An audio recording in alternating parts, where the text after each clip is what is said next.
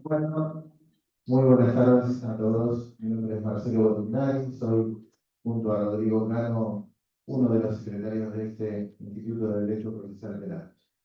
Antes que nada, quiero agradecerles a todos la presencia interrumpida que vamos teniendo en esta diplomatura que hemos organizado. Y me toca presentar, si bien no la necesita, creo que todos conocen al docente que hoy nos está acompañando, que es el doctor Federico Atencio. Él es titular del Juzgado de Garantías 1 departamental de la ciudad de La Plata. Así que presentarlo a él, que hoy nos va a instruir, nos va a volcar todo con su conocimiento y experiencia, dándole la bienvenida. Y yo, sin más, le paso la palabra unos minutos a Rodrigo Cano, mi compañero del instituto, y ya queda hecha la presentación del doctor Atencio. Bueno, sí, buenas tardes a todos y a todas. También en el mismo sentido que el doctor Botinari, simplemente para no alargar demasiado esta presentación, agradecer nuevamente, como venimos haciendo desde el principio de esta diplomatura, a las autoridades del Colegio de Abogados de La Plata por haber brindado tanto el espacio como los medios para que esta diplomatura sea posible. Y también quiero aprovechar esta oportunidad para invitarlos e invitarlas a todos, a aquellos que quieran sumarse al Instituto de Derecho Procesal Penal. Formar parte, sumarse al instituto, a este equipo de trabajo que viene trabajando hace ya año y medio. Desde un principio la idea fue muy clara, acercar el colegio a los abogados y a las abogadas, ¿no? Así que en este sentido, nuevamente, invitarlos a que se acerquen y a que se sumen al instituto. Y desde ya, muchas gracias también al doctor Atencio, y ahora sí, le cedo la palabra. Bueno, gracias por la invitación y gracias por la concurrencia. Me toca desarrollar y de alguna manera repasar con ustedes un tema que se me ocurre que es más álgido en la investigación penal preparatoria. Es el tema de la detención por la libertad. Se convirtió en un tema álgido por una sencilla razón.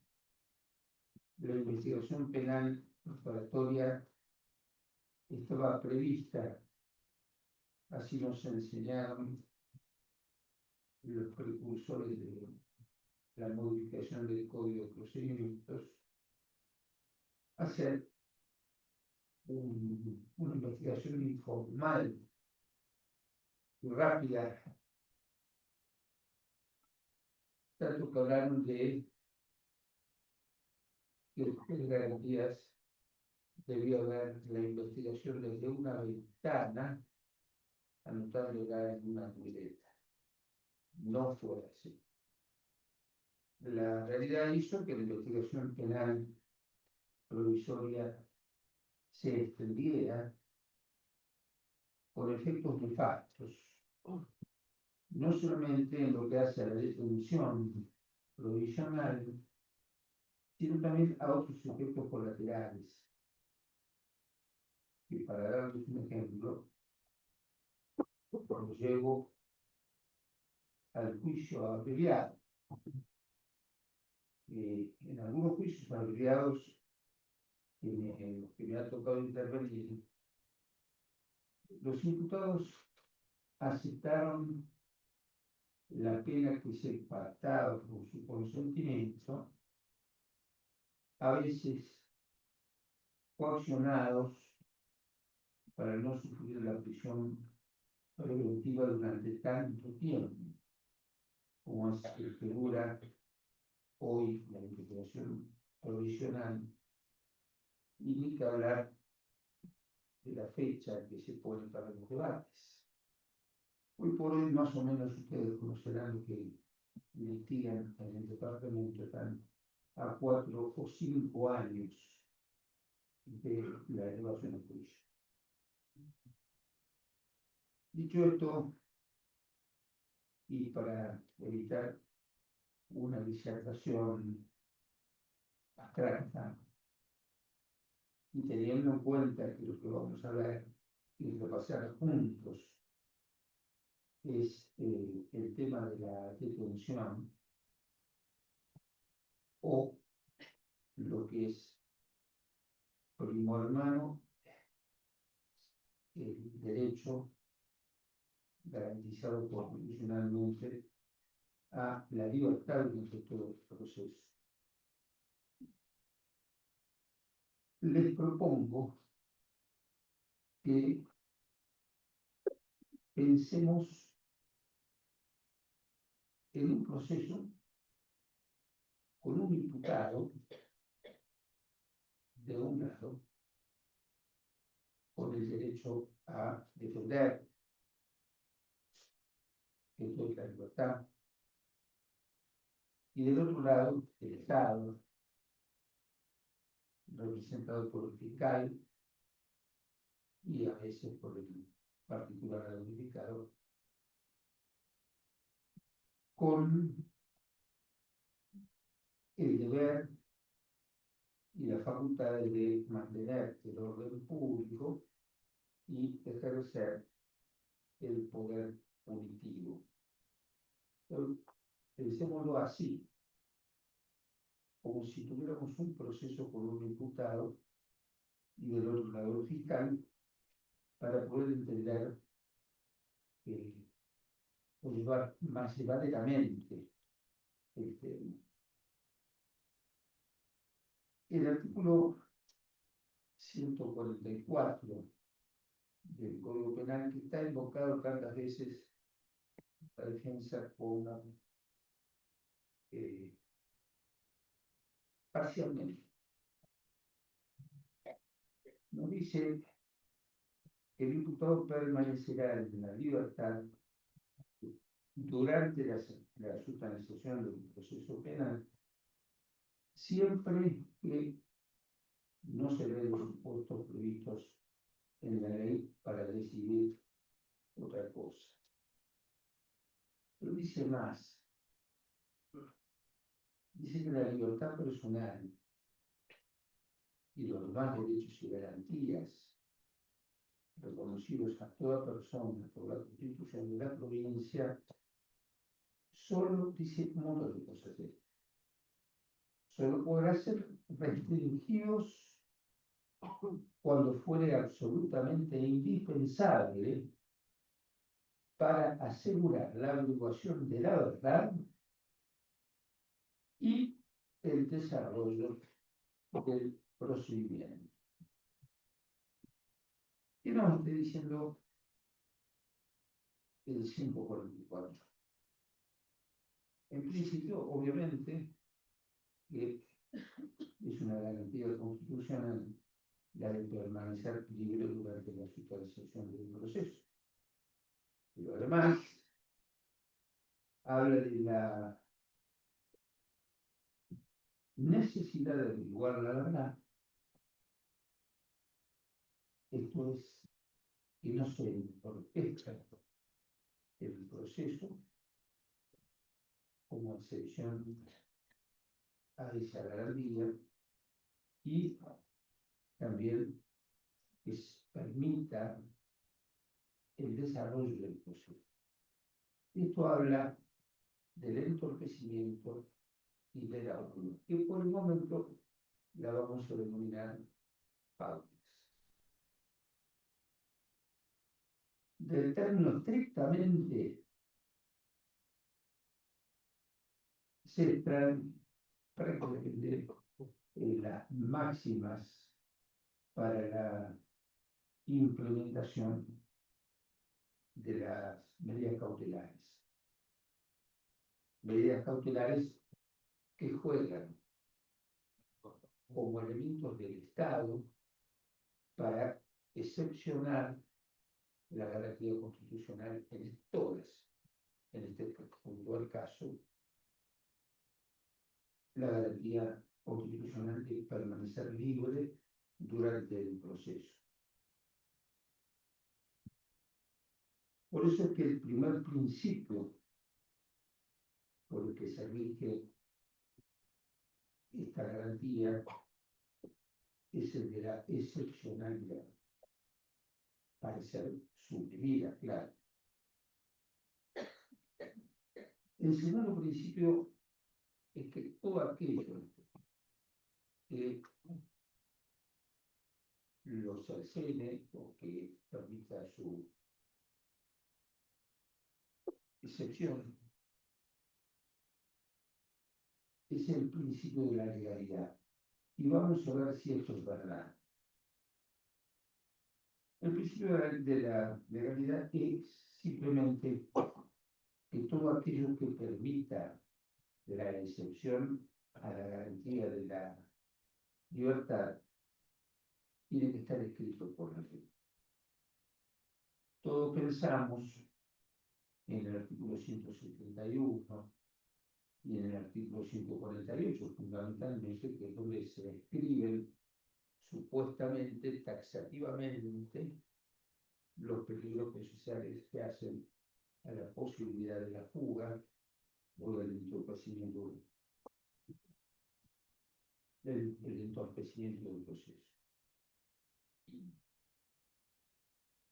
El otro principio es el principio de la jurisdiccionalidad. Esto es que, como ocurre con todas las excepciones a las garantías constitucionales, deben ser dispuestas por un juez. Vamos a ver si es verdad.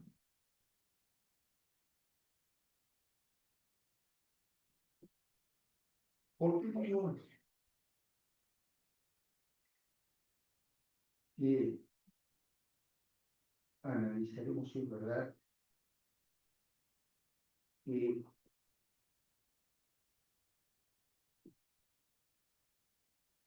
siempre rige el principio de la legalidad? Reitero, es el principio por el cual todo aquello que permita excepcionar la garantía constitucional de la libertad tiene que estar escrito por la ley. Si vamos al 148, vemos que no está previsto algo que se introdujo pretorianamente y jurisprudencialmente. Es el derecho a proteger, la obligación de proteger a la mujer. Todas las causas que se vinculen con violencia contra la mujer se ha convertido, y así lo ha dicho la Corte, como un peligro procesal diferente de la protección del proceso. Está dispuesto a proteger a la mujer. No tiene nada que ver con lo que doctrinariamente se enseñaba hasta que la violencia contra la mujer tomó la envergadura que tomó. Y también decíamos que solamente es el juez el que puede excepcionar la garantía de la libertad y que íbamos a ver si es cierto. Vemos que no, porque si bien vamos a volver sobre este asunto,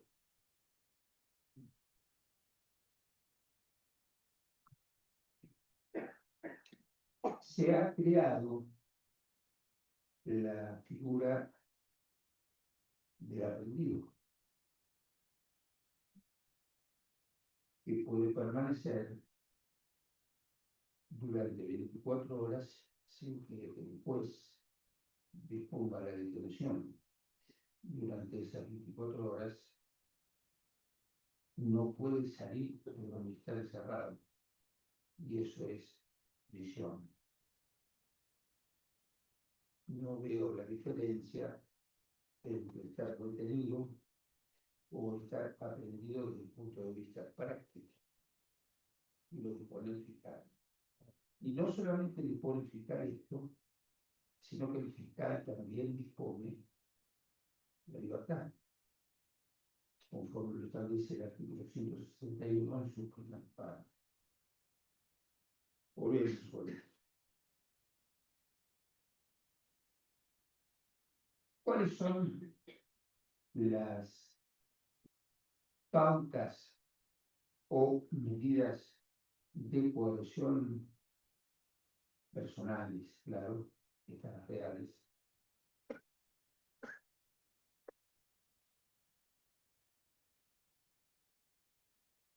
que están previstas por el Código de Procedimiento? La primera es el arresto. Pocas veces, por lo menos a mí, me tocó un caso en el cual se aplique esta norma prevista en el artículo 149 del Código de Procedimiento. El arresto es un supuesto previsto para cuando el hecho del hecho de haber participado un grupo indeterminado de personas y no se sepa cuántas o quién pudiese ser el autor. Es más, durante 12 horas el fiscal tiene no solamente el derecho de retenerlos, sino de incomunicarlos.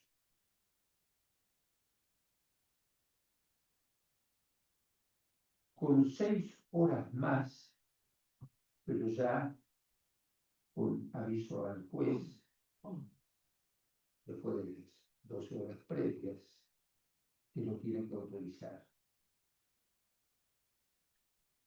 Vemos que el principio de la jurisdiccionalidad acá no rige. Después tenemos la citación. Hay algunos magistrados que cuando el fiscal reclama la detención,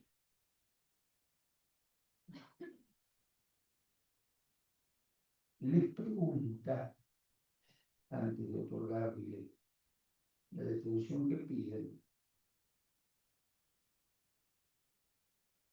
¿por qué no han citado al imputado?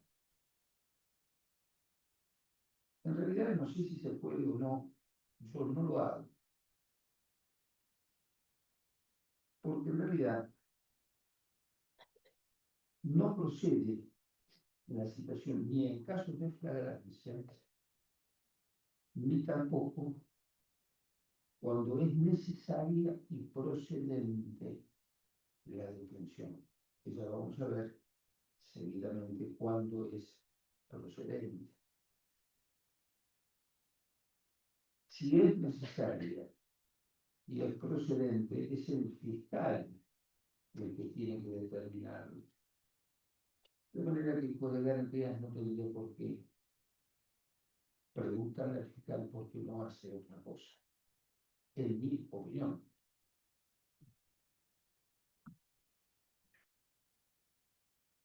Obviamente que si no compareciera a la citación, estamos hablando del caso en que no procede la detención.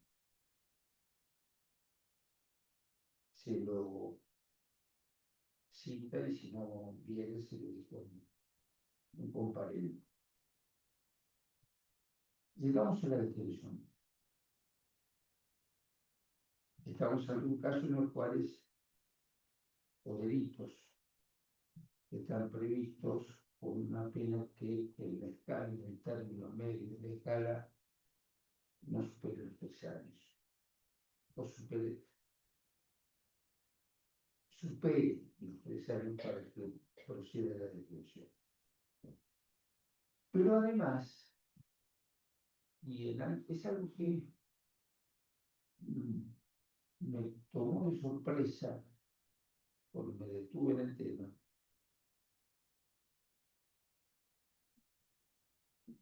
para que proceda la detención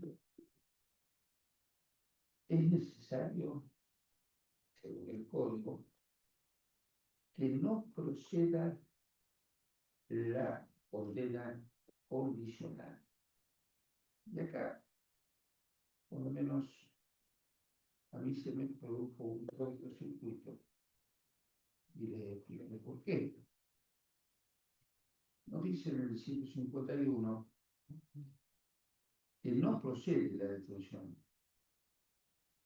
cuando el hecho de que responda una pena que no supere en su término medio entre el mínimo y el máximo de la escala los 3 años de prisión, o que tratándose de un concurso, ninguno de ellos supere los 3 años. Pero además dice, y, lo que es más, tampoco procede cuando de las circunstancias del hecho y de las características y antecedentes personales del procesado resulte probable que le pueda corresponder condena condicional. No obstante, prevé en el artículo 169 la escarcelación exactamente por lo mismo. ¿Y dónde se introduce el cortocircuito? Si no procede la detención, ¿por qué no vamos a encarcelar? O, si es que se da el supuesto de que es probable la condena condicional y la ley lo prohíbe, ¿por qué lo vamos a detener? Y aquí viene lo que hasta ahora llamamos pautas, que no son más que los peligros procesales. Ya entramos diciendo en estas reglas que hacen que el Estado tenga restringido el poder punitivo. Y el imputado, dice que imaginamos, también tenga restringida o restringido el ejercicio del derecho a la libertad por más que esté constitucionalmente consagrado.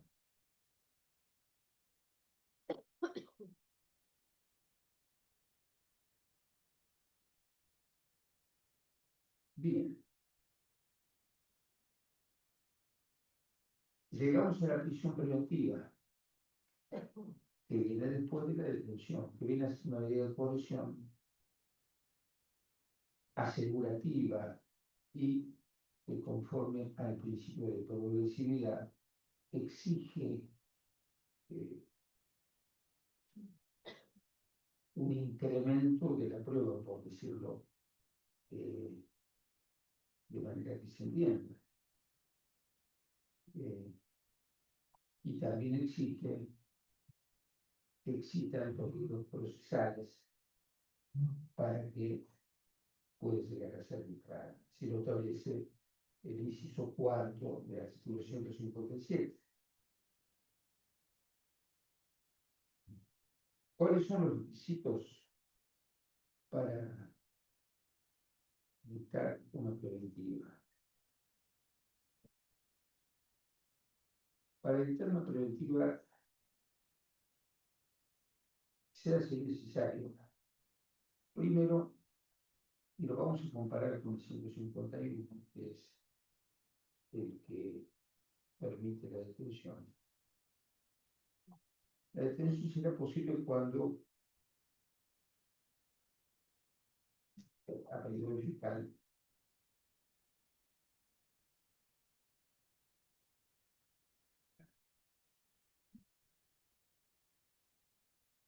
Cuando es una sospecha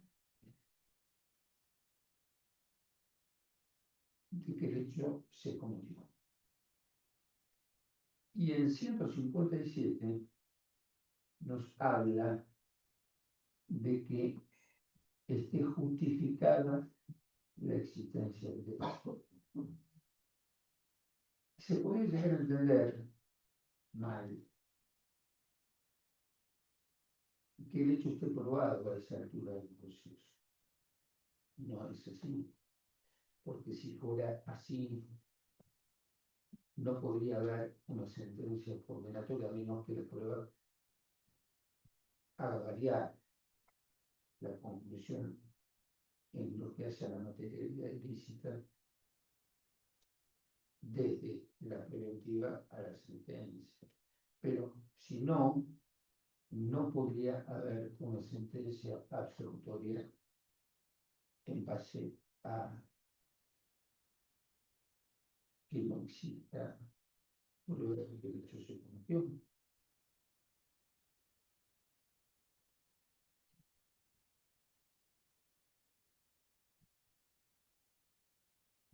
Los requisitos para la preventiva es que se encuentre justificada la existencia del delito, que se haya recibido declaración calificada, perdón,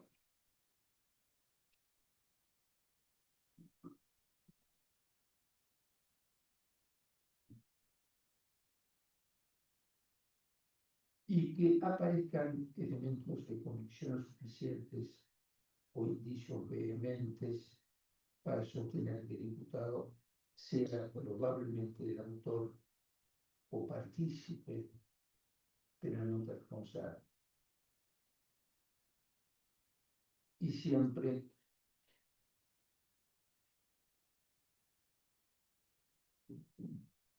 que concurran los presupuestos establecidos en el artículo 171, que son los peligros procesales que tienen que ser explicitados en una prisión preventiva, que son los que autorizan el dictado de la prisión preventiva. Esas son las armas con las que puede contar el Estado para reprimir.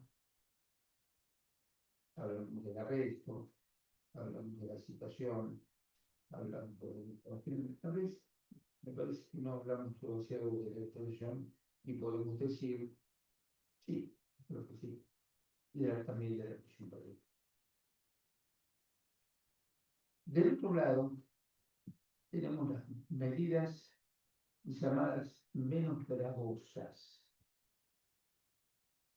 En realidad, sí, son medidas menos gravosas, pero son menos gravosas porque todos ustedes y nosotros, todos nosotros, sabemos que estar en una cárcel es gravoso. Es gravoso porque no se cumple con la manda constitucional de que las cárceles sean sanas y públicas. Los presos están en condiciones deplorables. Y esto fue tan normalizado que el término de aplicar menos gravoso se hizo normal. No debería serlo. Las medidas que son más conocidas como menos gravosas son las alternativas a la prisión preventiva y las morteraciones, que son dos institutos completamente distintos. La alternativa, que está prevista en el artículo 159,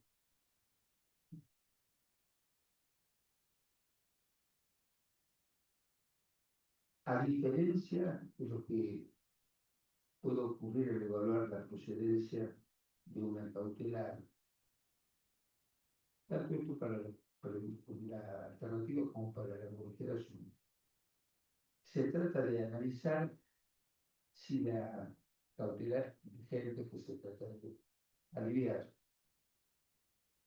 puede cumplirse de un modo menos lesivo.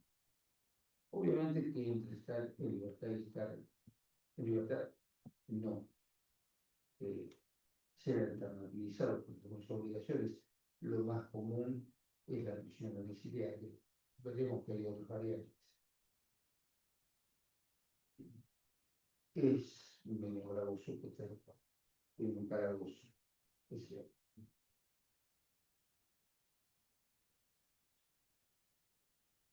La diferencia entre las alternativas y las morteraciones radica en que la alternativa se dispone antes o al momento de dictarse una prisión preventiva.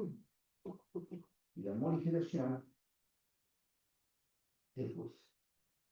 Y hay una diferencia más. Si bien en ambos casos el tiempo en que es el detenido imaginario permanece en prisión domiciliaria, en los dos casos igual.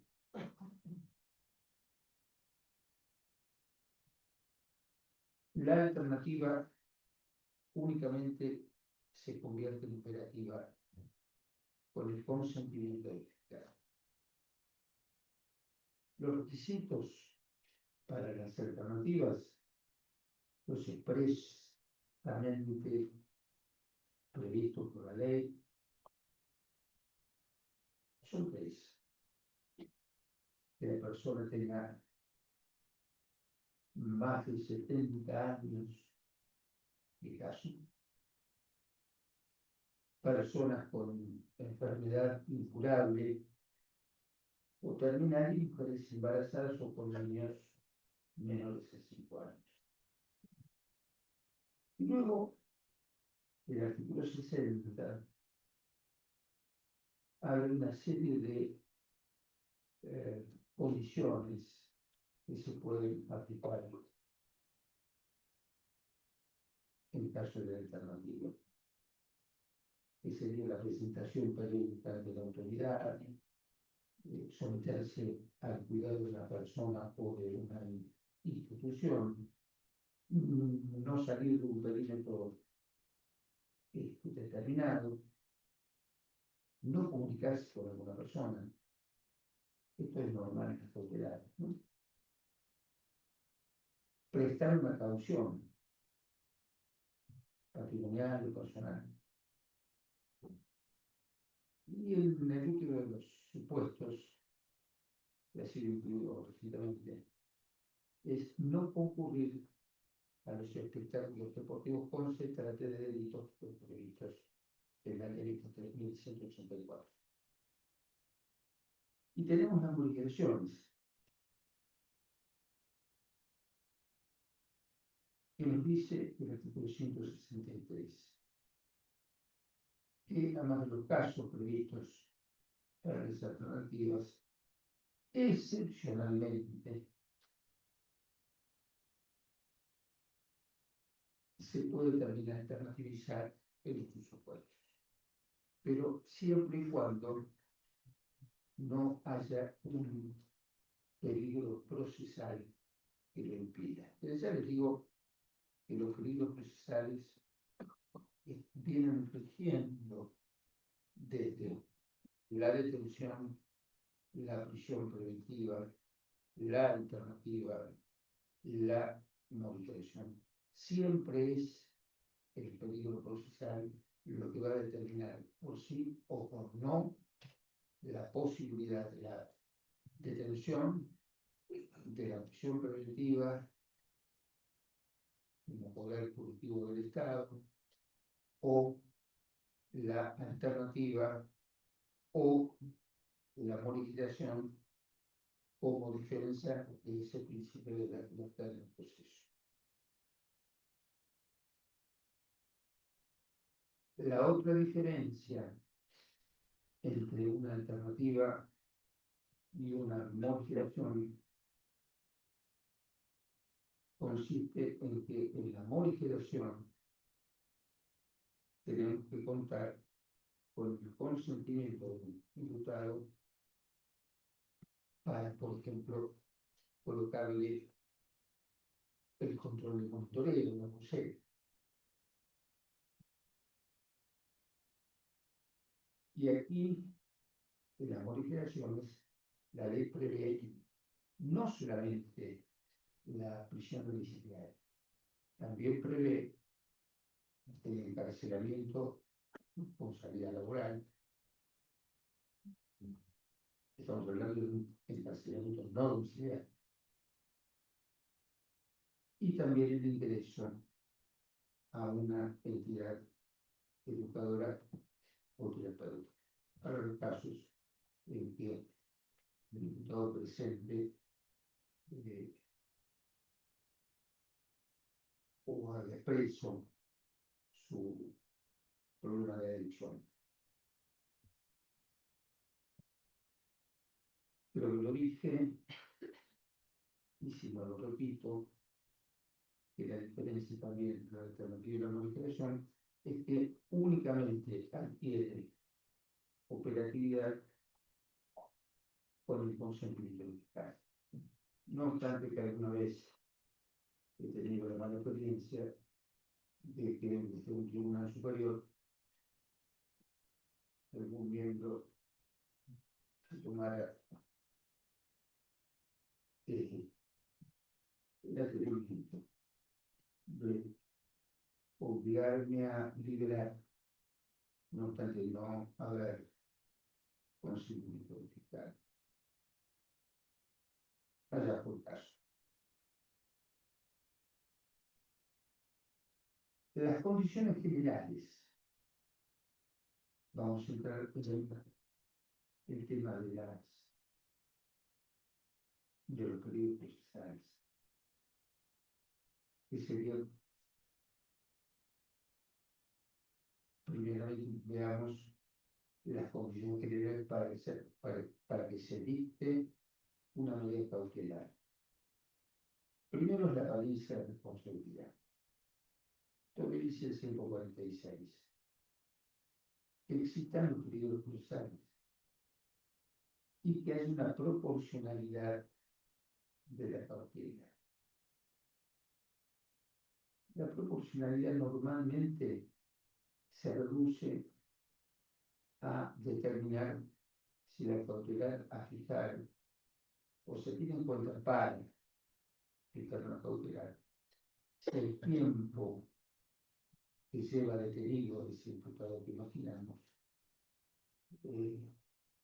no está cerca de obtener un beneficio como una libertad funcional, que también juega como pauta para la determinación de las medidas cautelares o de las medidas modificadoras. Y por último, entiendo que como son condiciones generales para las medidas cautelares, el artículo 146 nos habla de que cuando es a pedido de particular damnificado autor civil la exigencia de la contracautela. Entiendo que es para las cautelares reales. Decíamos que del mismo artículo 144, de la redacción del artículo 144, no solamente surge el principio de la libertad como regla, sino también la excepcionalidad para privarla,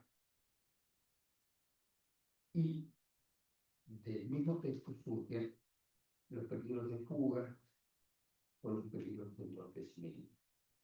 Y los trata por separado. En lo que hace la fuga, la ley tiene en cuenta las características del hecho. Cuando hablamos de las características del hecho, tenemos que dejar de lado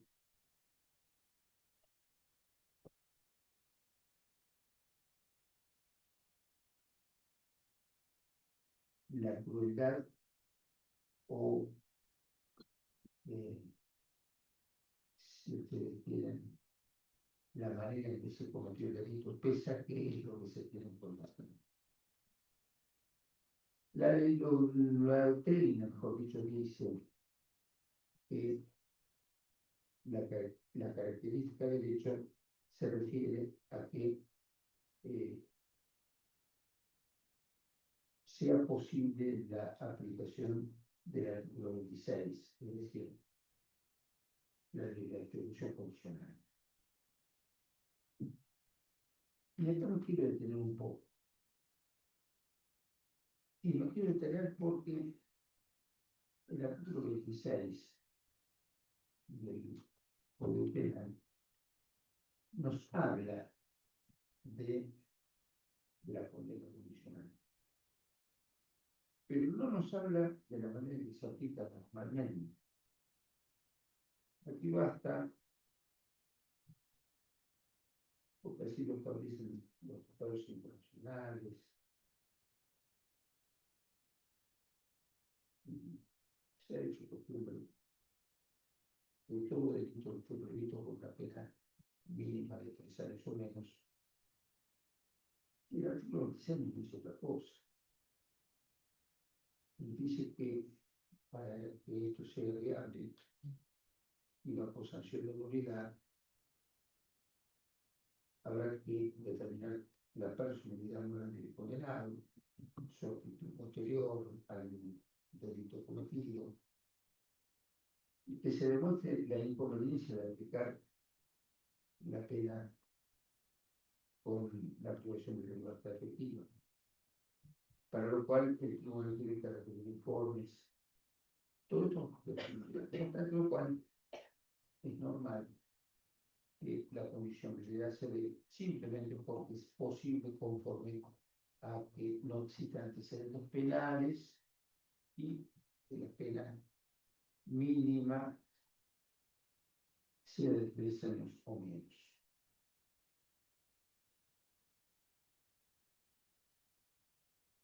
Otra cuestión que se tiene en cuenta para la fuga es la posibilidad de la declaración de reincidencia. Y aquí nuevamente surge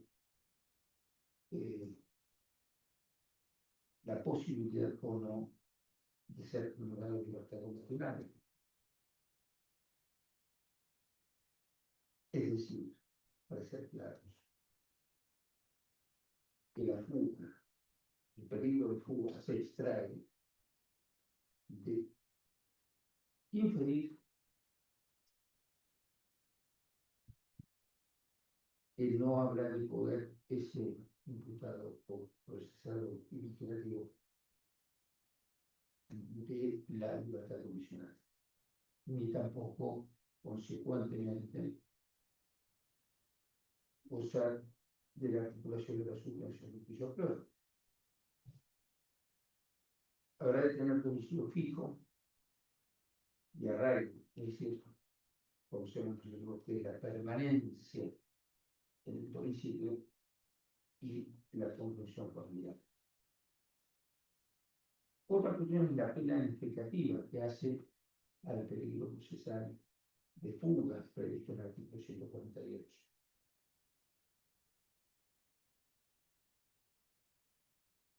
En realidad, para determinar lo que es la expectativa,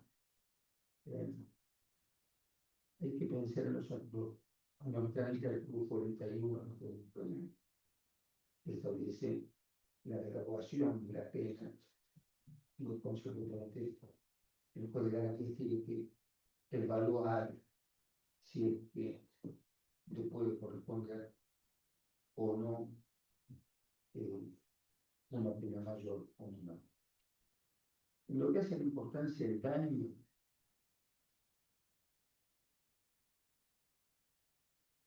en general, se tiene en cuenta, esto pasa en la realidad, la alarma social que produce el hecho. Por ejemplo, he tenido hace poco tiempo acá en la ciudad el caso del atropello de una criatura, un testigo que causó alarma social.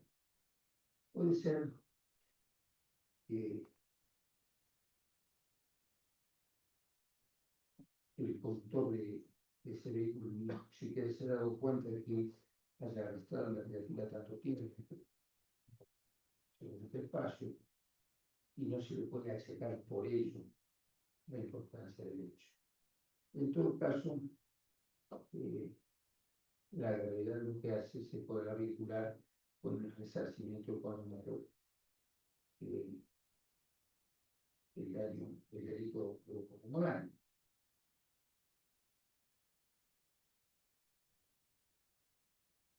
El comportamiento durante la sustanciación del proceso anterior también es un peligro procesal tenido en cuenta por la ley como posibilidad de fuga. Por supuesto que no tiene que ver con el incumplimiento de las obligaciones que la ley dispone por el lugar encarcelado, porque esto tiene un remedio procesal distinto. Se cancela el beneficio y se terminó. No es el caso.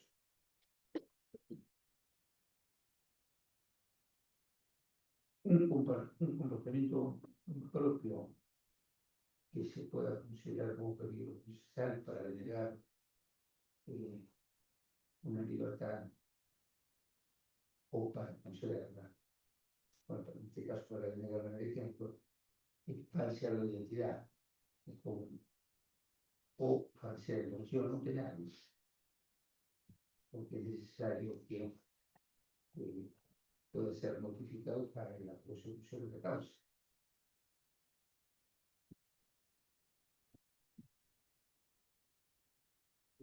El 148 también establece lo que se llama el entorpecimiento probatorio. Tenemos la fuga de un lado, el entorpecimiento probatorio por el otro. Y nos habla de la destrucción de la prueba o de la influencia que pueda ejercer el imputado o computados testigos o peritos. En ambos casos, siempre que la prueba no esté ya producida o que el testigo ya haya declarado, y no hablo en la etapa preliminar, hablo de debates, que es donde realmente el elemento que hace a la elevación a juicio se convierte en prueba, cuando se produce el debate. Por esto, cuando se me dice se terminó la investigación penal preparatoria, consecuentemente ya no hay más peligro, no. El peligro procesal subsiste con más razón cuando se produce los debates, porque se diga que se produce la prueba.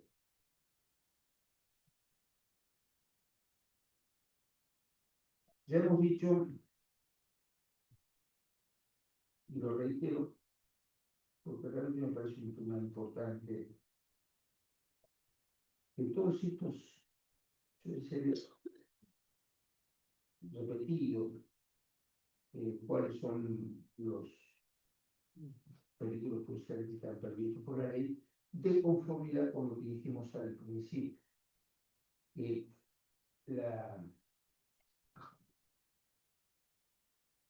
toda medida cautelar tiene que tener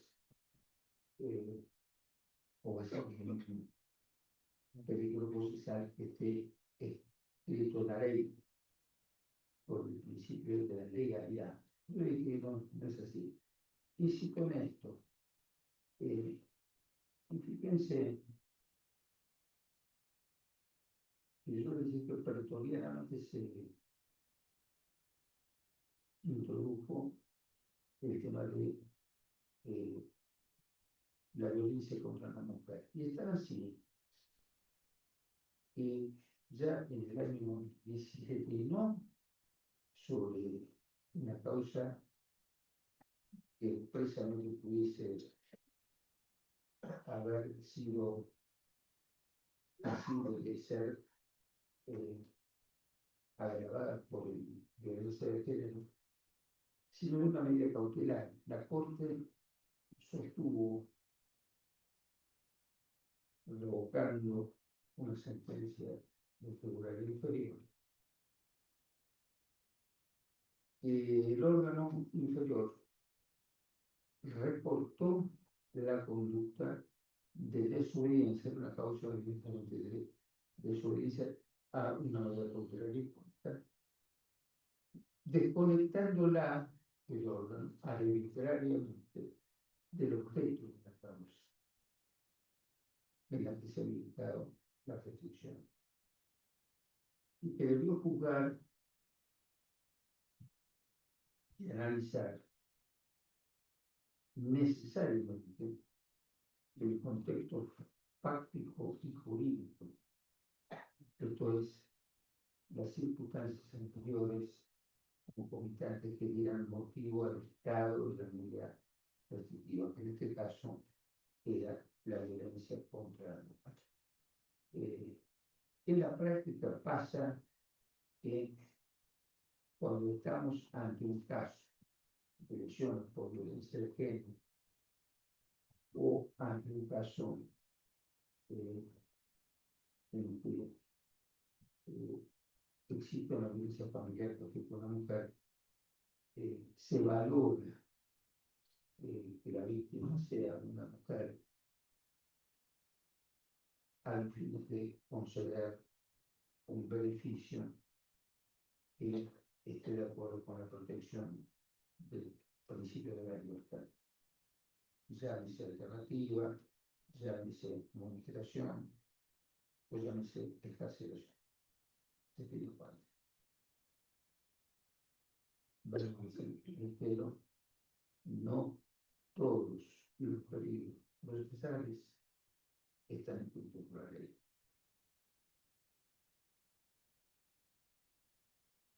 Pasamos a la encarcelación, que es otro instituto que excepciona, mejor dicho, que le permite al imputado imaginario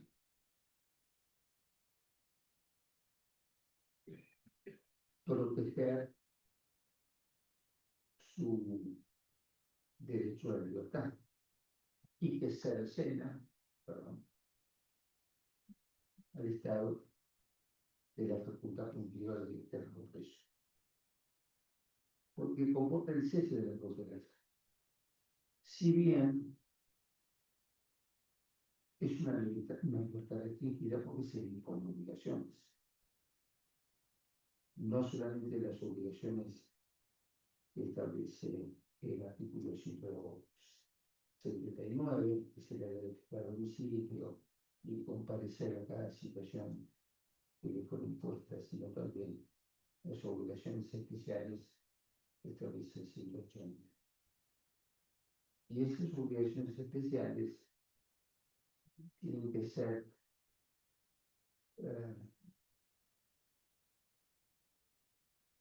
tiene que tener vinculación con el hecho. No se me ocurre en este momento darles a ustedes un ejemplo, pero supuestamente, por ejemplo, de la excarcelación para el caso de la lesión leve calificada por la Policía del Género, realizar los cursos de masculinización o alguna cosa parecida que tenga que ver con el hecho de se comete. Las excarcelaciones pueden ser la general que de la 169 o bien las especiales que están previstas en la Resolución 70. Bastante pocas son las diferencias entre una excarcelación extraordinaria y una modificación en lo que se hace y se averigua como para poder concederla y cuando los peligros procesales que se tienen en cuenta. La gran diferencia está en que una modificación permite que el tiempo en que esté en estado de modificado se cuente al fin del cómputo de la pena de conformidad con el artículo 24 del Código Penal, no así con la excarcelación ordinaria.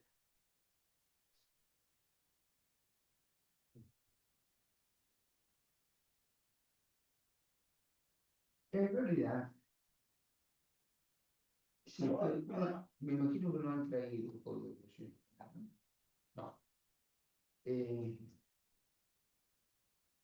No. No, yo acá tengo el mío, pero si lo trajo ahora, ¿no? Y fíjese que el artículo 169,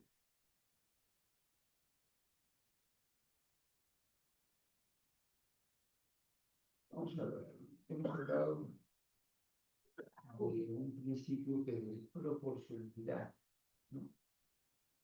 El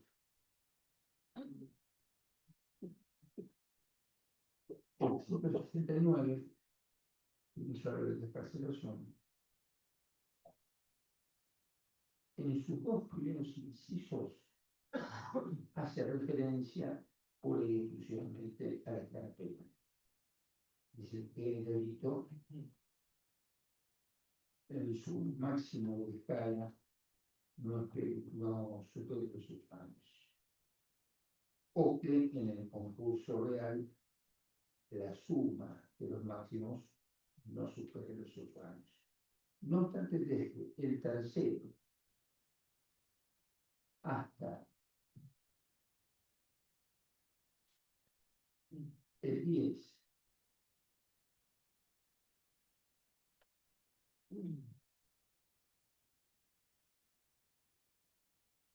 todos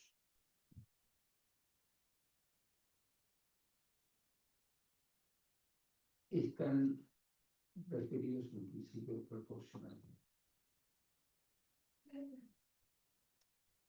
Dice el inciso cuarto, si hubiese sido sobreseído, decíamos que el principio de proporcionalidad tiene que ver con el tiempo que estuvo detenido y lo que le pudiera faltar cumplir. Se entiende que si está sucedido con resolución no firme, puede haber casi certeza de que para el caso de la confirmación ya cumplió el daño. Lo mismo con el inciso quinto. Si hubiera agotado en detención o prisión preventiva el tiempo computable para el cumplimiento de la pena. El sexto, si la calificación sustentada en el requerimiento de situación a juicio pudiera no tener, en caso de condena, libertad condicional o libertad asistida.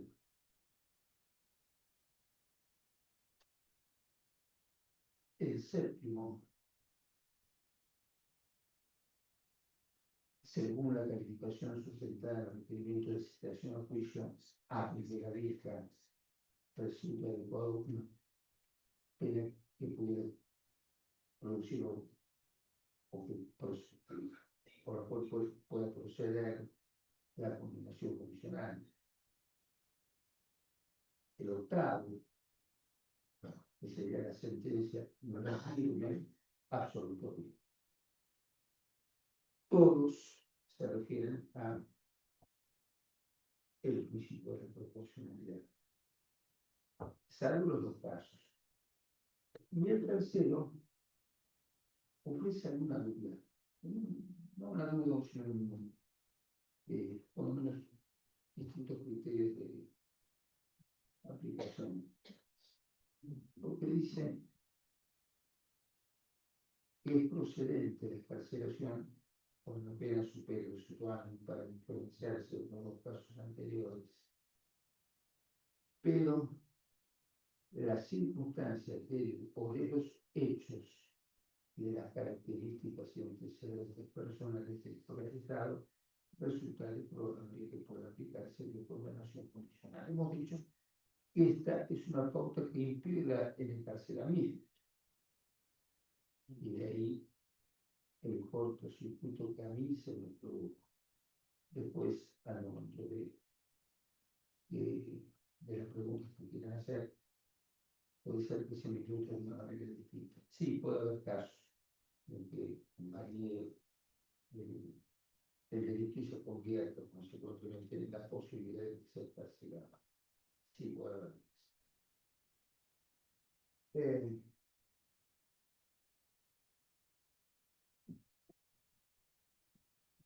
No obstante, al momento de la excarcelación, y habida cuenta el poco tiempo en que el juez conoce al imputado, se hace muy difícil determinar cuáles son las características personales del imputado. Por lo menos en la serie que está en mi cargo, lo que hacemos es pedir mínimamente un ambiental. Lo que ocurre que como el fiscal tiene la facultad de llevar adelante la investigación, es quien conoce al imputado y al momento de la excarcelación normalmente ocurre que es el juez quien a primera vista conoce al imputado, por primera vez. Consecuentemente, entiendo que es un inconveniente que la Cámara no comparte, nos han adoptado resoluciones en ese sentido, de lo cual entiendo que no puede haber otro criterio. Bien. Las condiciones que se imponen para la excarcelación, ya sabemos que las formas de excarcelación son cauciones curatorias, reales o personales. Otra característica que tiene la excarcelación es que si se resuelve el caso de pluralidad de autores, que se resuelva para todos, salvo el supuesto de la excarcelación extraordinaria o que uno de los imputados expresamente pida que no se lo incluya en la resolución.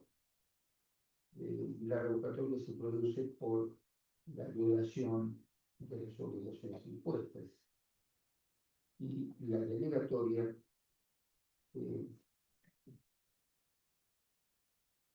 está generalmente, de manera general, en el artículo 171.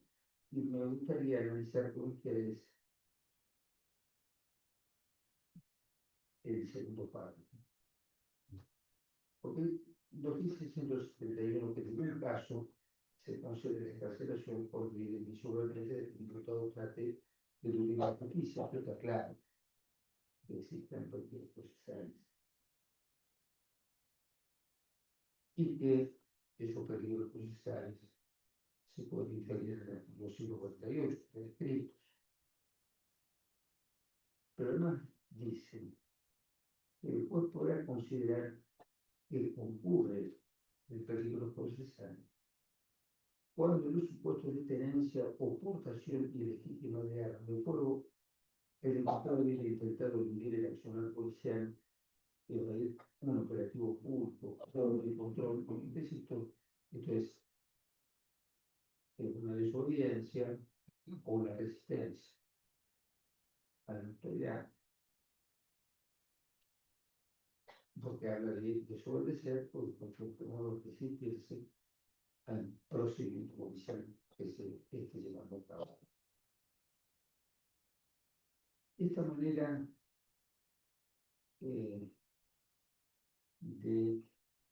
que se ha modificado, yo no me acuerdo, pero me parece, no sé si alguno de ustedes se acordará, si al momento de modificarse el artículo 171 no fue por un tipo obligatorio y consecuentemente se habló de inconstitucionalidad. La verdad no fue por breve plazo, tengo la idea de que eso es porque no sé si alguno de ustedes se acuerda de eso. No, no. Bien.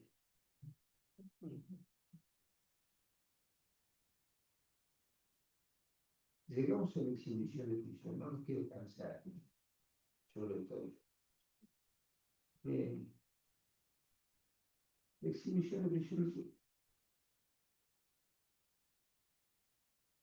podría llegar a considerarse como si fuera una vacuna. Y hay dos cuestiones con respecto a la exhibición de prisión. ¿Cómo despachar una exhibición de prisión antes de que el fiscal pida la detención? Y otra cuestión es si la exhibición de prisión es apelable con efectos suspensivos. Son las dos cuestiones que dan lugar a las discusiones. Hay quienes, y claro, por eso, que le tienen presente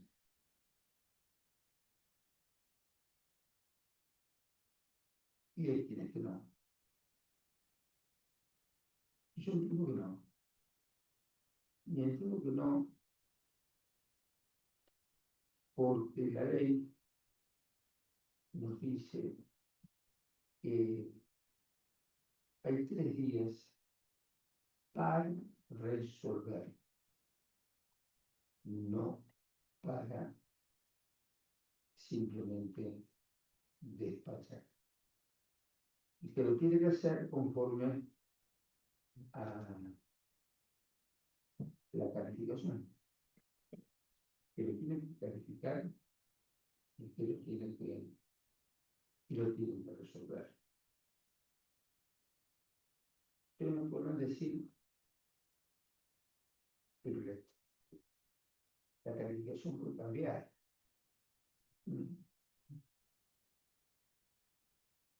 Sí,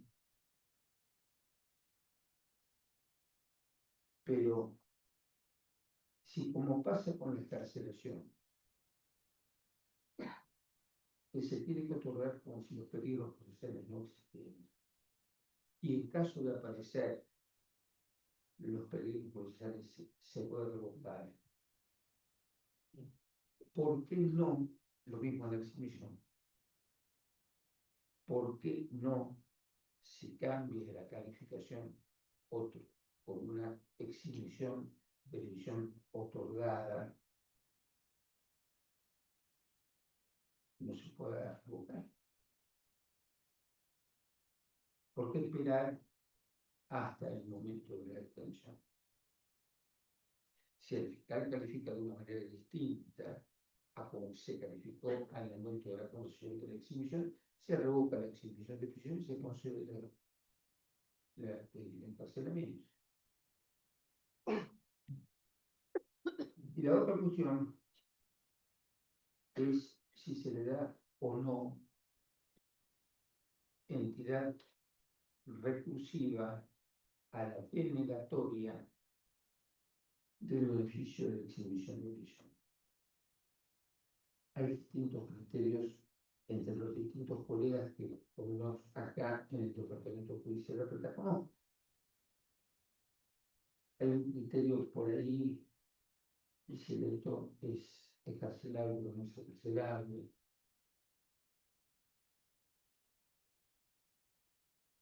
Y yo entiendo que no. Que la exhibición de prisión no tiene efectos suspensivos. Porque la exhibición de prisión tendría efectos cuando se denegara el periodo de detención. Pero el periodo de detención es una medida cautelar. Y la medida cautelar es una medida aparte. No son contradictorias. No se le notifica la defensa para que se discuta la procedencia. Y si se le otorgase a la denegatoria de la exhibición de prisión efectos suspensivos, se convertiría en contradictorio. Convertiríamos una medida cautelar inaudita parte, por esencia, en un instituto contradictorio. Y me dirán ustedes, ¿y cómo se puede pelear contra la exhibición de prisión? Por una reforma. Ese es el criterio por el cual entiendo la exhibición de prisión no puede tener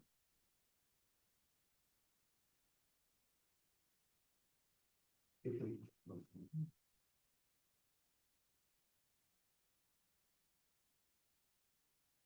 Entiendo que decir por ejemplo que son colegas respecto de la oportunidad, sabemos que se puede dar, se puede solicitar esta oposición en cualquier momento del proceso, lo que habla también de lo que estábamos hablando. La puede pedir el diputado como un tercero. No. Es procedente por el proceso de la escarcelación. Y esto puedo detener en estos temas. Antes de que cambie, hace una pregunta, profesor, sobre el efecto suspensivo de la acción. Si va a preocupar en contra de lo que yo estuve. Absolutamente.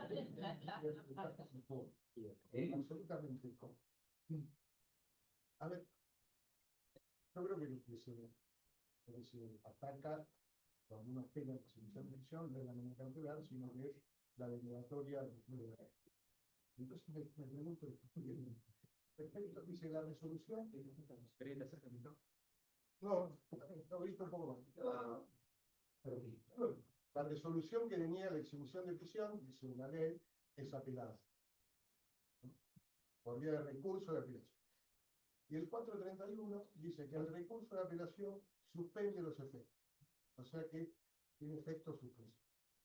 Digo, ¿cómo se compadece esas normas legales con su criterio? Por lo que acabo de explicar, es una excepción al 431. En razón de que es una medida, estamos hablando de una medida cautelar. Y que la medida cautelar es una parte. Y que el 431 consecuentemente no puede abarcar también mi criterio. Puede tener usted toda la razón del mundo, doctor. Yo recuerdo haberlo planteado en su oportunidad,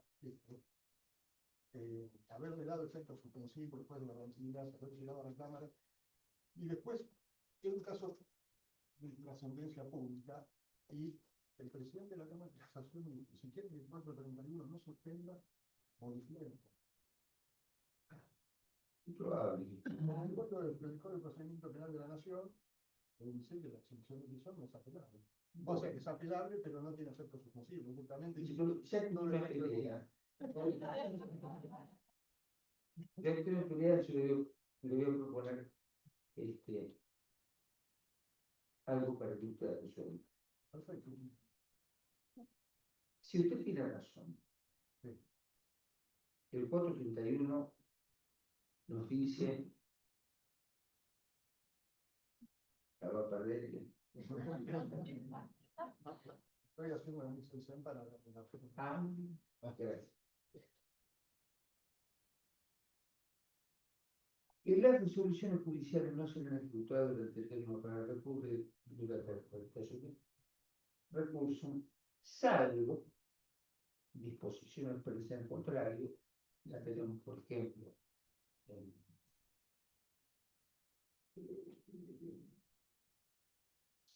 el proceso de la fuerza. O que se hubiera ordenado una libertad libre. Usted tiene razón. Ahora explíqueme, ya que me puso la quilla, porque en los tribunales de La Plata o Moneda se limita el recurso por efecto suspensivo a las dos instancias. Bueno, es ¿Cómo? otra creación territorial. Digamos que los jueces platenses de todas las instancias tienen esa predisposición en la estructura jurídica que no la está Yo dejo una lista, también es la mía. que no la aplican los jóvenes. Sería por el doble conforme. Dicen, con el doble conforme. El doble conforme, Ese que está pero para el contra lo que dice el contra. Eso sí, va a no. Si yo me pongo, Bueno, así dirá. Bueno, entonces son amigos, por favor. Cuando usted aprende, yo se lo conservo más. Cuando usted una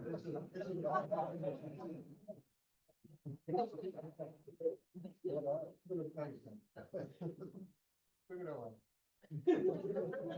¿Pero qué le digo por una? Sí. Bueno, hasta ahí, y más o menos, yo no sé si fue claro o no fue claro, eso de las preguntas. Hemos analizado el principio de la libertad,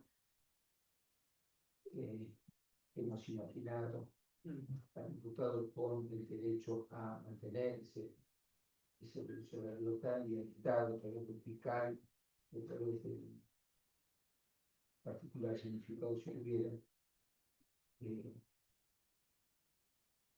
excepcional, a través del juez y a veces a través del fiscal. No obstante, hay se crearon, esto va por fuera del tema, no lo permito, si no, ¿no? Estos hijos de un criterio inventado base a saber de dónde, llamado el criterio de oportunidad. Decimos al principio que la investigación penal preparatoria estaba prevista con muy formal prácticamente breve, pero no fue así. Y todo eso que los creadores y aquellos que han colaborado con los investigadores del SAT, de la informalidad y de la ligereza, fue para el demonio, Y fue necesario por esto crear institutos o incorporarlos con posterioridad a la ley de derechos. Y así nace el procedimiento de flagrancia, una ley de 1811. Y dentro del procedimiento de flagrancia, la suspensión del juicio a prueba. La suspensión del juicio a prueba únicamente es posible si que es posible en la libertad condicional, es la pena condicional.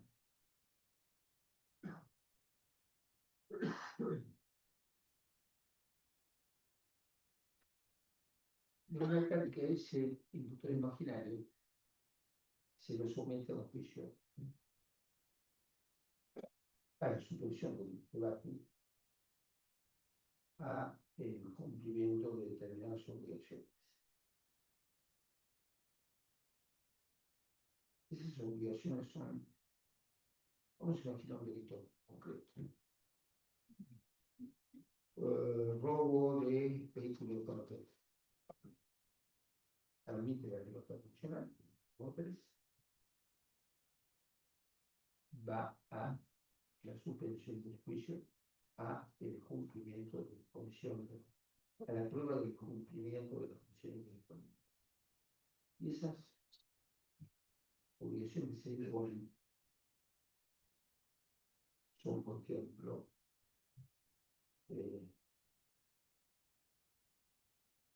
llevar leche a un establecimiento de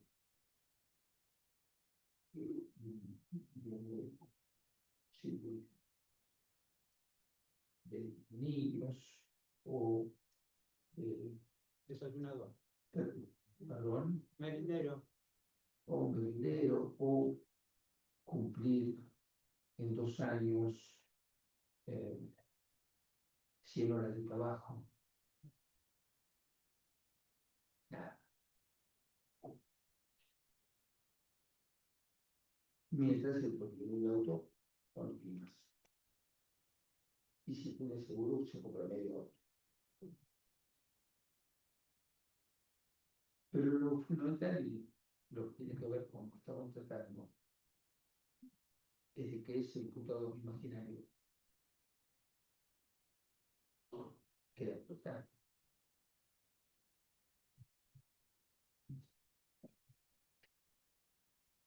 Y ese antecedente no es computable para el segundo delito que pudiera llegar a apuntar. Si es que tiene una pena de 3 años o menos, con lo cual queda en libertad. Y recién en el tercer delito es que no se puede guardar. Tiene que cumplir el objetivo. Para esto tuvo que delinquir 3 veces.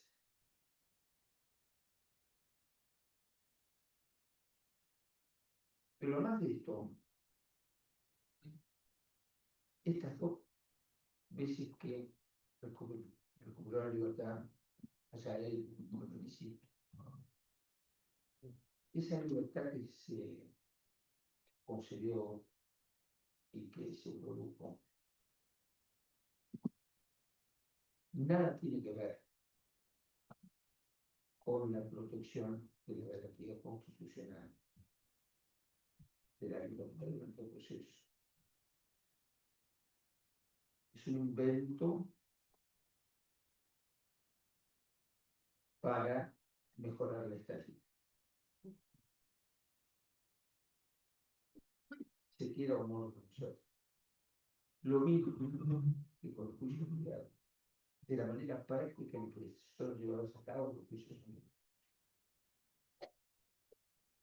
Los juicios abreviados y los juicios de flagrancia, también que no es necesario que sea así, pero en general, ese juicio obligado, llamado juicio, ese pacto entre fiscal y defensor, o defensor y fiscal, con consentimiento del imputado, prácticamente es padre de la víctima, si bien se puede llegar a notificar, puede llegar a notificar, no importa, ¿verdad?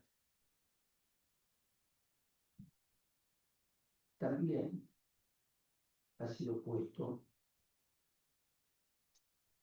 por un problema estadístico. Se quiere aceptar o no, el problema está en que los juicios, en los que realmente son juicios, en los que se debate, están previstos para muchos años, de cada año. Hoy por hoy deben estar más o menos en 4 años. Eso es para el 2028, 2029. Para 2028 y 2029. 2028, más o menos. Esto he dicho más de lo que ya dijimos.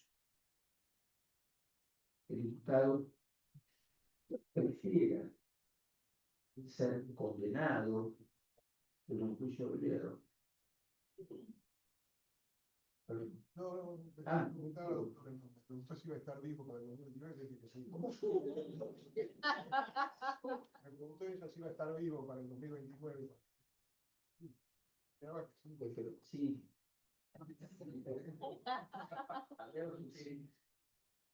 Pensaba matarlo. ¿Eh? No, larga vida. Si no se lleva bien, no le desee la muerte, desee larga vida, pues está feliz.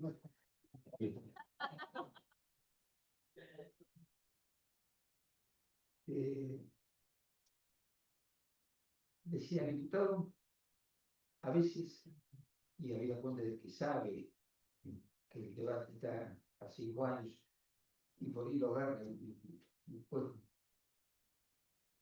iba a decir jodido, pero no se dice, como yo, por ejemplo, y lo tiene preso. Prefiere, y es inocente, y prefiere mucho. No, digo,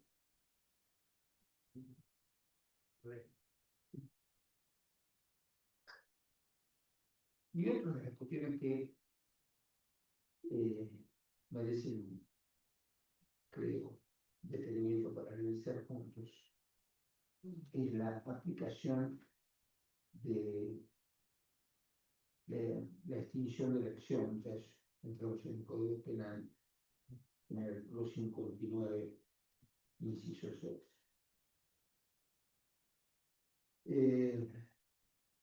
El artículo 51, inciso 6 nos habla de que la acción se extingue cuando hay reparación integral, o sea, acuerdo de parte, ¿no?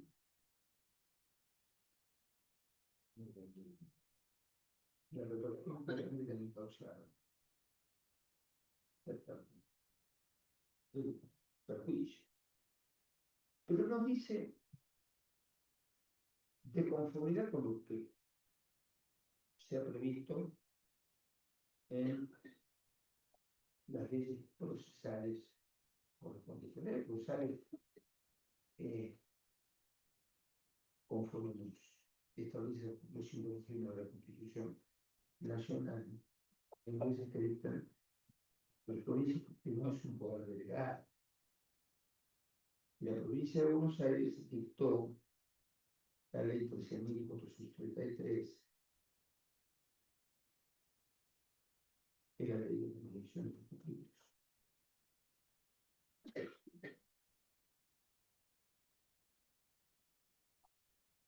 Se ha dicho que el artículo 59 del sexto es posterior a la ley 13.483. que por esto es de aplicación. Si es posterior, la derogó. Y si derogó la ley, delegó también el órgano mediante el cual se realizan las elecciones. Entiendo que, además de eso, comporta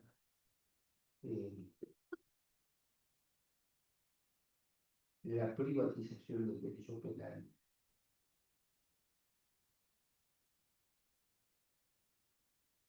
Absolutamente. Como también entiendo pasa con la Constitución y con la mediación. Es todo cuanto le puedo decir y abro la posibilidad de que se me realicen las preguntas que quieran hacer y que pueda responder.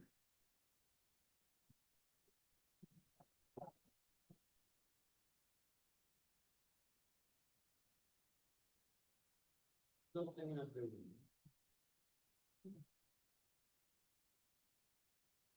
¿Es compatible continuar en prisión preventiva una vez que se concede posteriormente la excarcelación extraordinaria? ¿Perdón? Siempre. Hecho concreto. Se está en prisión preventiva. Se pide al juez que cese la prisión preventiva. A todo evento, excarcelación extraordinaria. ¿Puede el juez denegar el cese de la prisión preventiva y otorgar la excarcelación extraordinaria?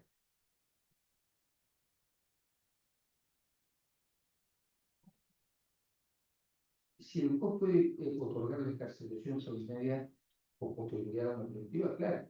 Pero deniega el cese de la preventiva. A usted dice que le está denegando el cese De la prisión de la preventiva. cautelar conforme al 146 y le está dando el beneficio del 170. Yo lo veo incongruente. Yo también.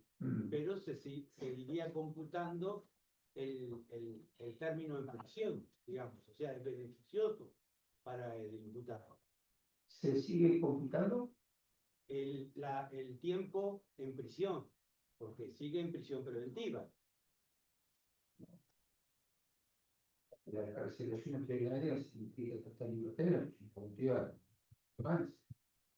Pero yo entiendo que primero... A ver, para que funcione la prisión preventiva, usted tiene que tener peligro por los hechos. Para conseguir una excarcelación extraordinaria tiene que haber desaparecido. Claro. Porque si permanecen los periodistas, no le van a poder conceder de ninguna manera la excarcelación extraordinaria. Entonces, si desaparecen los periodistas, conforme a la Constitución 47, cesa la media porción. Por eso yo pienso como usted, no me parece coherente que diga, Claro. deniego el cese de la prisión preventiva, Claro, pero le otorgo la excarcelación extraordinaria. sí, Sigue en prisión preventiva. le han querido dar la razón. Para la excarcelación extraordinaria, ¿también se necesita el consentimiento del fiscal? Sí. Esa pegada. Entonces, para todos se necesita sí o sí el consentimiento del fiscal. Para las alternativas no. Ah, Para la... una vez con la prisión preventiva. ¿Perdón? Para la prisión preventiva. La excarcelación extraordinaria, claro, viene también a una prisión preventiva, ¿no? Se solicita por el tema del delito, de la calificación legal y todo, se hace como una modificación. A ver si no viene Bueno, el tema de la excarcelación, ¿no? Extraordinaria. sí, y la excarcelación extraordinaria necesita el consentimiento del fiscal igual que la prestación. Igual. O sea, siempre está condicionado el Sí, sí. no puede garantía a lo que opina fiscal. Es que siempre es apelable, a ver, menos la exhibición, visión, salvo que no por ordenar, salvo que dice usted. Le pido que no converse. Yo tengo una pregunta. Pero todo, Perdón. lo primero es la mujer, no. Dígame. A ver, ¿qué entiende si uno ve el funcionamiento del sistema penal en los últimos años? Uno puede advertir que cada vez hay más prisiones preventivas en delitos no detenidos. ¿A qué lo atribuye? Si el delito no detenido es una función preventiva, es porque lo quiero pensar. ¿Sabe lo que pasa? Que con la creación de los institutos estos de los que estuvimos hablando recién, fuera de temario, la situación de la literal que decían de los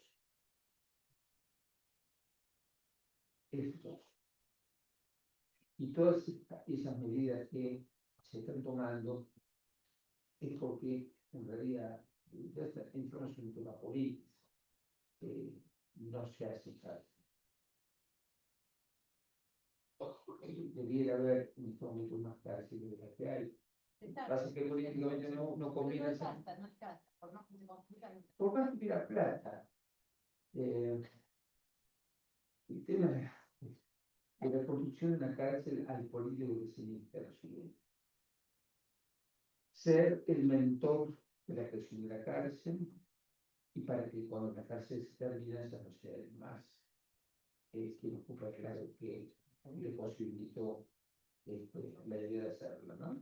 Hay 8.000 plazas, perdón. ¿Perdón? En la provincia de Buenos Aires hay 8.000 plazas, ¿no? Entre unidades penitenciarias son 8.000 plazas. Pasa que el sistema creció en el mismo periodo que se hicieron la construcción, del 2020 en adelante, en 11.000 personas. Claro. Entonces, nunca Pero, toda la base. Claro, pasa que también está ya normalizado el tema de la prisión preventiva y quedan detenidos en el mismo lugar que tienen prisión preventiva con quien tienen condena, a pesar de que la ley dice lo contrario, que está prohibido. Entonces ahí es donde nunca va a alcanzar, justamente porque está normalizado el tema de la prisión preventiva como... Yo lo que creo, doctor, a ver, yo es una pregunta de política criminal. A ver, ¿qué es lo que... Nosotros, yo ejerzo la profesión hace 40 años. El año que viene cumplo 40 años.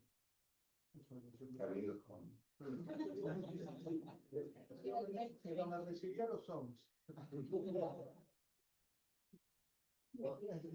Los primeros años de ejercicio profesional, uno plantea una encarcelación, pues habían cuestionado algún tipo de nada, pedía un cambio de calificación.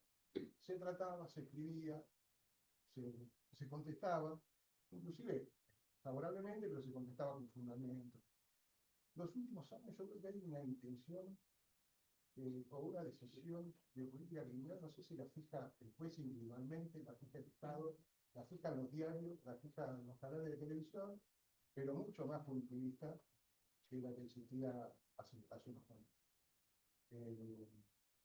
Nosotros trabajamos políticamente para el resultado negativo. Siempre no, salvo la excepción. Cuando en realidad toda la normativa que ustedes están citando y que citamos, que todos nosotros conocemos, habla de un principio general, que es libertad, salvo los riesgos procesales que usted dijo, pero enseguida el artículo 148 establece cuáles son las pautas que esas presunciones, que no son libres sino libres tanto, quedan obturadas cuando hay arraigo, cuando hay comprensión familiar, cuando hay varios, cuando... en general, usted dice que no se hace el balance. Exacto. Entonces Veo que hay comprensión punitivista que yo tengo, que creo saber en muchos casos lo que se hace, pero no lo voy a decir. No lo voy a decir. ¿qué es lo que se hace en la ley? Y yo creo que hay como una actitud de autodefensa, de estilo largo, y este comete otro delito, salgo de los diarios. El temor al vínculo público. Y sí, se nota. Y es mucho más fácil. Sí, se ve. Pero bueno, Queda mal que yo le diga, no deja más, no es una norma que que a mí me parece. importa un bledo. ¿Cómo? No diga usted eso. Era mal que yo le diga que a mí me importa en lo personal un bledo lo que diga el diario, No, sí, ya lo sé. pero gracias. Está demostrado. Está demostrado. ¿Eh? Está demostrado. demostrado. que sí, eso, así que no. ¿Con qué lo demostré? Son casos famosos. Es que no debe existir ese, entiendo, esa manera de resolver. Pero bueno, también es verdad que la justicia se nutre de operadores con, según otras instituciones, y lamentablemente somos conscientes de que el nivel bajó desde que usted comenzó la profesión en su familia. Yo me acuerdo de haber tenido unas alzadas enseñanzas. Hoy tengo novedades.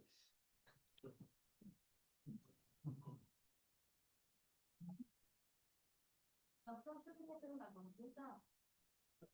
Yo, quería hacer una consulta en referencia de institución. Usted dijo que en principio en 3 días se debía resolver cuando uno interpinaba el pedido. Lo que sucede a veces en práctica es que uno interpone el pedido y se manifiestan que eso se debe resolver en el momento procesal oportuno. ¿Cuál sería el momento procesal oportuno? Hemos hablado de eso. Para mí el momento procesal oportuno es a los 3 días. Claro, la mejor. No soy amigo a menos que no se pueda calificar. He tenido casos. O sea, yo he impecado el pedido, me han contestado esto y luego después pude Abuso sin penetración. Lo que pasa con los abusos sin penetración es que puede haber ocurrido que si usted se ha enfrentado con el problema de un delito más que se ha incorporado como peligro procesal. Pasa lo mismo de lo que más o menos hemos hablado con aquellos delitos que implican atentado contra la mujer. Seguramente en estos casos no se animan a considerar la carcelación de la exhibición en base a la calificación que lo permite por la circunstancia de que se trata de un delito feo. Lo que no está bien. No le escucho. Que de todas maneras, después cuando se dije el cierre de la causa, nunca le defensa, se llegó a juicio ni nada. Y Fueron distintos casos, no fue uno solo. Pero en la exhibición nunca me la... pero a la pregunta que usted me hace, que fue la que pedí, al momento oportuno a los 3 días, y si usted se ha enfrentado con el famoso que la se presenta, digo, por este motivo, otro no lo encuentro. Desconozco quién pudo haber hecho eso. No sé qué. Perdón. ¿Qué permiso, un error?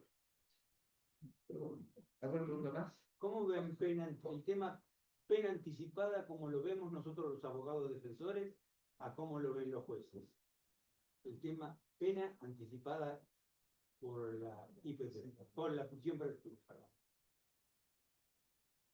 ¿Cómo veo yo la pena anticipada? Si es pena anticipada una prisión preventiva, se toma como... No, en la medida en que la prisión preventiva dure lo que tenga que durar, o lo que pueda durar, entiendo que hay límites, ¿no? A la prisión preventiva por plazo. Generalmente no. Lo que pasa es que se creó, y está escrito, el plazo razonable. Lo que hizo por lo menos, a ver, si usted quiere saber mi opinión, el plazo razonable es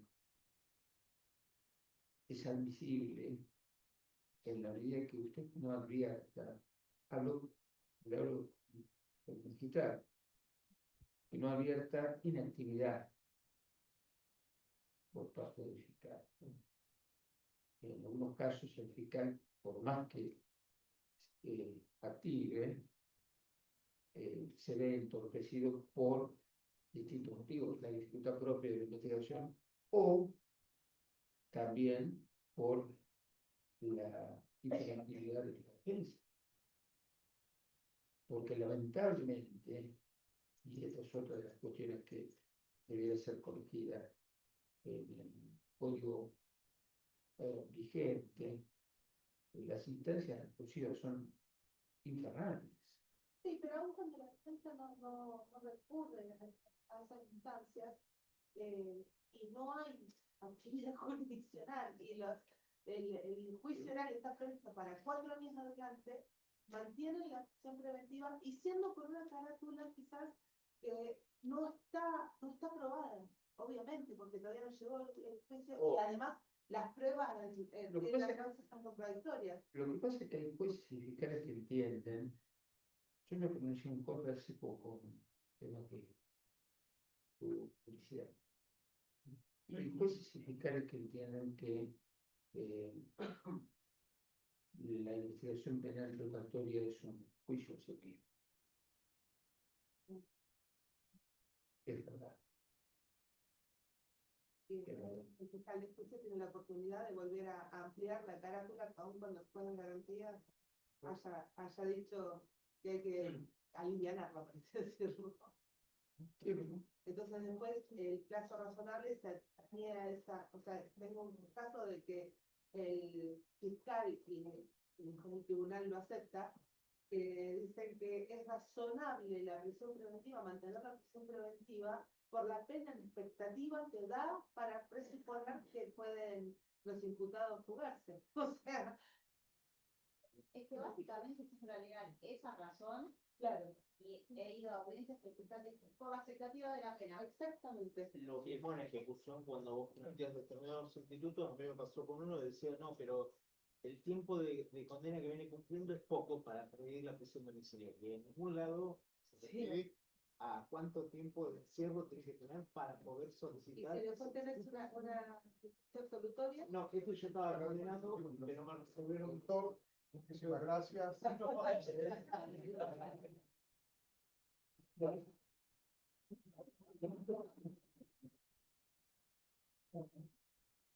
Bueno, Sí, lamento si no fue claro. No, yo quería por la prisión preventiva, una sola más. A ver, Tema de que usted dijo que es una medida cautelar y se resuelve en la única parte. Pero hay un instituto también en el centro. no, estamos hablando de la extinción de prisión. Ah, la prisión preventiva, sí, entendido. Están confuso. No, no. Porque hay un.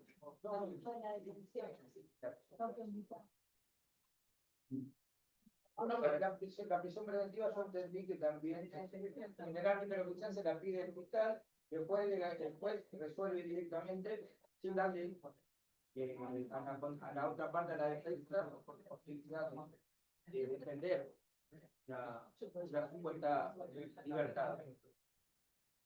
Que la prisión preventiva es una cosa también. Por eso, lo que digo yo es que existe el 168 para que puede oficio, puede solicitarla, pero eso no como La prisión preventiva. la prisión preventiva. El 168 bis. Ahora, el 168. La audiencia. Ah, no. La audiencia. La audiencia. Pero no la preventiva. Por eso la No, se tiene que verificar. Lo que puede hacer de oficio el juez claro, es fijar la audiencia. Pero no dictar la prisión preventiva. última pregunta, y no lo conozco mal del mundo. Siendo una medida cautelar con preventiva, no sale no cae por su lado que el fiscal no pide la conclusión, la extensión. Bueno, entiendo una medida cautelar preventiva. Cumplidos 2 años establecidos por la ley. Y no pidiendo que el fiscal la extensión de ese plazo no tiene que estar cumplido. Gracias.